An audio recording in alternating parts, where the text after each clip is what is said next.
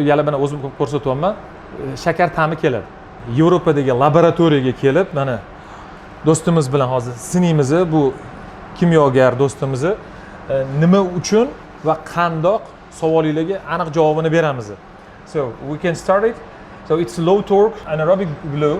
We can fix it on small sizes from half inch to 1 inch, right? Half inch to 2 inches. 2 inches. So low torque is working on all the sizes. Yeah. Ya'ni bizning universal kleyimiz 1/2 boylanmadan 2 boylanmagacha, ya'ni 63 ppr gacha bemalol ishlay oladi va yengil yechiladi. Shuni hozir newtonometrda tekshiramiz va uni o'ziga yarasha qonun qoidalari bor. Ya'ni temperaturni qonun qoidasi bu alohida, ya'ni bog'lanma qilish, ya'ni ichki rezba bilan tashqi rezbani boylayotgan bo'lsangiz, faqatgina tashqi rezbaga siz quyib turib, keyin bog'lash bu faqatgina 1/2 rezba, 2/4 rezba va 1 dyuym rezbada mumkin. Undan katta rezbalarda, ya'ni 32, 40, 50, 63 rezbalarda siz ikki tarafga quyishingiz kerak. Buni ham videoda hozir ko'rsatamiz. So, as a standard, first we are applying sealant for 3 threads. Okay. For the male. Rezbaga aniq qilayotganimizda mana 3ta birinchi bog'lanmaga bundoq qilib quyib chiqishimiz kerak. Ya'ni 3ta vetkasiga, 3ta nitkasiga. Bo'ldi. For female, for all sizes threads, right? Yes. For half inch, yeah. 3/4 and 1 inch. Yeah. Also should be done like inside threads also should be. Like this is enough. This is enough. Yeah. First kichkina rezbalarga mana 1/2, 3/4 va 1 dyuymlarga mana ozgincha mana qilib 2ta 3ta vetkasiga sepib olsa bo'ldi. Mana qotdi. Can I use fingers? Barmog'im ishlatsam bo'ladi? Yes, you can. Okay. Mana barmoq ishlatsak ham bo'ladi. Bizning maxsus kimyoviy sostavimiz barmoqda ishlatish imkoniyati mavjud. Ma'lum bir mana bu brendini atilabdan ko'rsatmayapman. Anaerobni kleylarda orqasida yozib qo'ygan bo'ladi. Barmoq bilan foydalanmanglar, chunki insonning qo'lida moy bor. Bu haqiqat, lekin bizni kimyoviy formulamizda inson qo'lidagi yog' bo'ladimi yoki boshqa bo'ladimi, uni farq qilmaydi.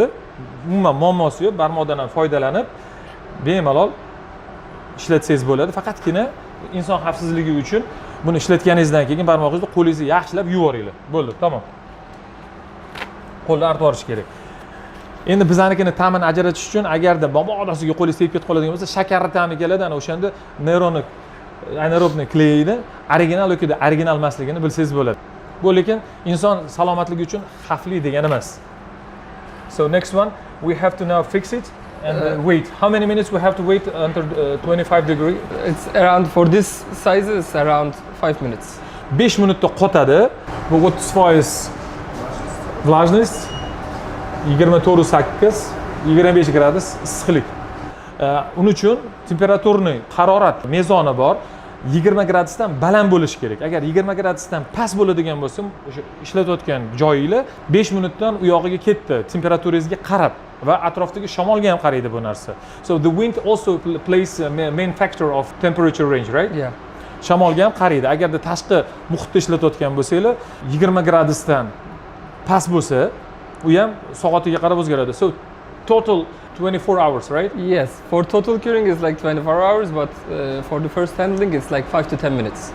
5 daqiqadan 10 daqiqagacha agarda sizda harorat past bo'ladigan bo'lsa, -50 gacha qotish xususiyatiga ega. Bu degani 24 soat ichida polni qotib bo'ladi. Mana uje video olayotganiga 5 daqiqadan ham oshgani yo'q. Mana uje qotdi. Mana kuchlanish bilan yechishga majbur bo'ldim. Hozir buni qotishga imkoniyat beramiz. Comparing the other grades in the market. Endi bu anaerobik kleyi bu universal turi bo'lib, yana boshqa turlari ham bor.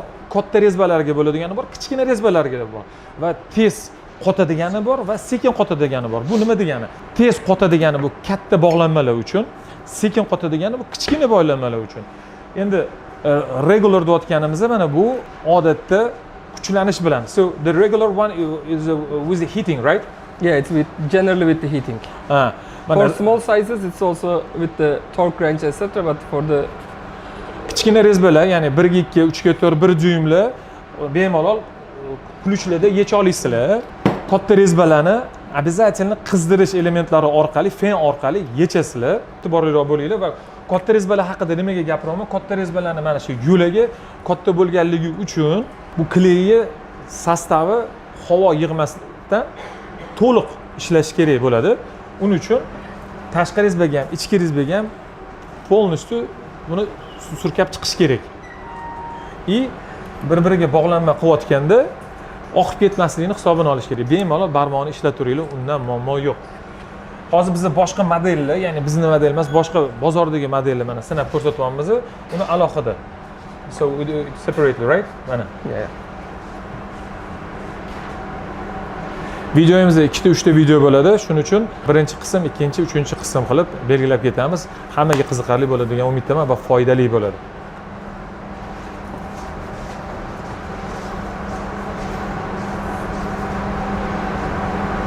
Yana ma'lumot o'rniga barcha kimyoviy mahsulotlar quyosh nuridan himoyalanish kerak. Bu sotuvchilarga va do'konchilarga bo'lgan xabarnomam. Quyosh tegida mahsulotni qabul qilib bo'lgandan keyin tezda yopiq xonaga va quruq xonaga olib kirib qo'yishingizni so'raymiz. Ventilyatsiya bo'lishi shart.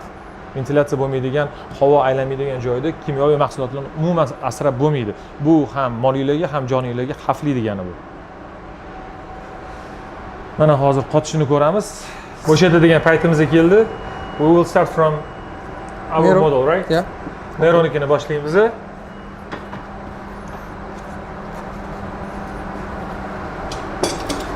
So, mana. With hands it's not quite possible. Ключda yechsa bo'ladi.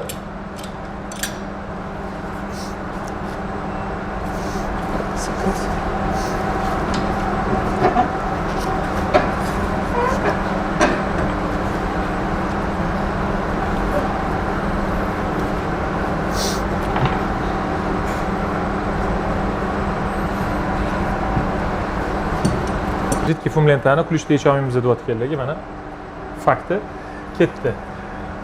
This is a regular one, right? Yes, this is the regular one.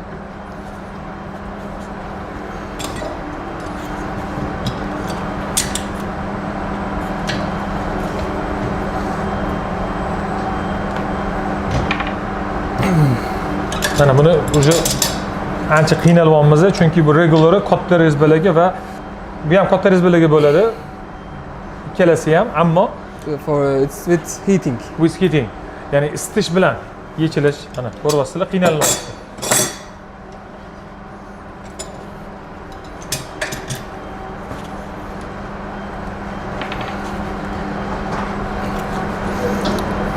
It's quite hot. Let me help. Okay. No, it's not possible. We need to heat. Mana ketdi. Endi boshqa bozordagi modelni olib tekshiryapmiz.